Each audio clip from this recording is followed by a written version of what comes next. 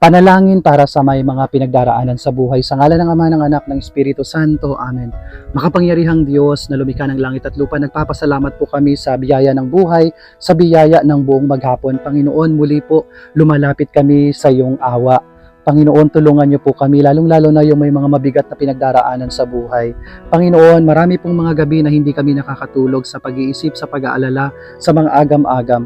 Kaya Panginoon, ngayon po ay sinusuko na namin sa iyo ang laman ng aming mga puso, ang aming mga alalahanin.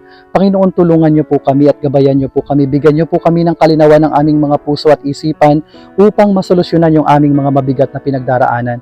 Minsan, Panginoon, wala na po kaming malapitan at alam po namin na kayo lang ang makakatulong sa amin. Kaya, Panginoon, direct our hearts, make straight our path, Panginoon. Kayo lang po ang tanging inaasahan namin sa aming buhay. Panginoon, kung wala po kayo, wala po kami. Kaya Panginoon, ngayon ay lumalapit kami sa iyong mahabaging puso na bigyan niyo kami ng lakas upang mapagtagumpayan ang lahat ng aming mga pagsubok na pinagdaraanan sa buhay. Alam namin, Panginoon, na you can move mountains at kami po ay patuloy na maniniwala at ang aming pananampalataya sa iyo ay hindi magmamaliw. Dahil Panginoon, kayo ay kasama namin sa aming laban.